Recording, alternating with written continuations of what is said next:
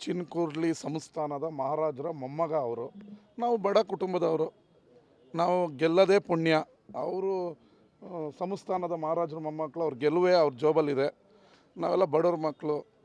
ಮಾನ್ಯ ಮಾಜಿ ಸಂಸದರು, ಮಾಜಿ ಶಾಸಕರು, ಮಾಜಿ ಸಚಿವರಾದಂಥ ಪುಟ್ಟರಾಜು ಅವರ ಹೇಳಿಕೆಯನ್ನು ನೋಡಿದ್ದೀನಿ.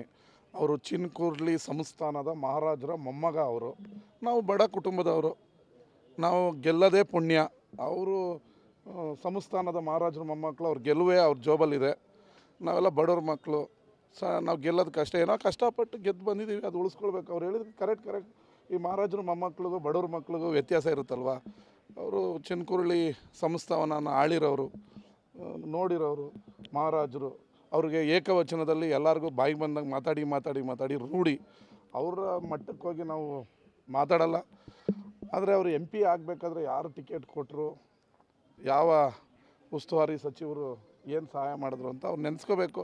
ಸುಮ್ಮನೆ ಬಾಯಿದೆ ಅಂತೇಳಿ ಎಲ್ಲರ ಮೇಲೂ ಎಗರುತ್ತಿ. ಅವರು ಫ್ರಸ್ಟ್ರೇಷನಲ್ಲಿದ್ದಾರೆ, ಏನು ಮಾಡೋಕ್ಕಾಗಲ್ಲ ಅವರಿಂದ. ಅಂತಹ ಮಾತುಗಳನ್ನೇ ನಾವು ಕೇಳಬೇಕು. ಸರ್ವ ಸ್ವತಂತ್ರರು ಈ ದೇಶದ ಪ್ರಜಾಪ್ರಭುತ್ವದಲ್ಲಿ ಸರ್ವರಿಗೂ ಸ್ವತಂತ್ರ ಇದೆ.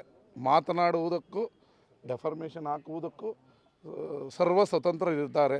ಮಹಾರಾಜರ ಮಕ್ಕಳ ಜೊತೆ ನಾವು, ಮೊಮ್ಮಕ್ಕಳ ಜೊತೆ ನಾವು ಫೈಟ್ ಮಾಡೋಕ್ಕಾಗತ್ತಾ? ಬಡವ್ರ ಮಕ್ಕಳು ಏನೋ ಗೀಮೆ ಮಾಡ್ಕೊಂಡು ಹೊಲಗಿಲ್ಲ ಉತ್ಕೊಂಡು ಇರ್ಬೋದು. ಮಹಾರಾಜರುಗಳ ಜೊತೆ ನಾವೆಲ್ಲ ಫೈಟ್ ಮಾಡೋಕ್ಕಾಗತ್ತಾ?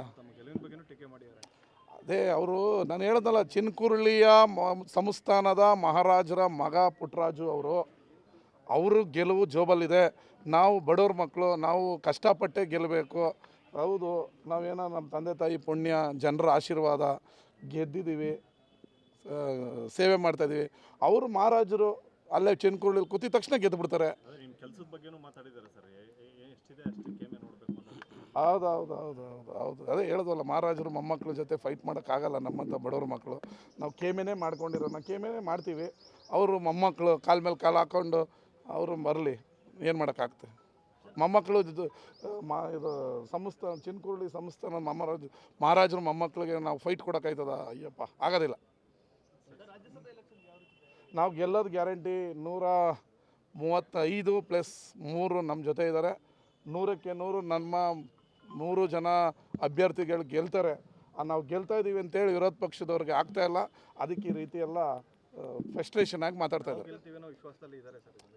ಸರಿ, ನಾಳೆ ಬೆಳಗ್ಗೆ ನಾಳೆ ಸಾಯಂಕಾಲಕ್ಕೆ ರಿಸಲ್ಟ್ ಬಂದ್ಬಿಡುತ್ತಲ್ಲ.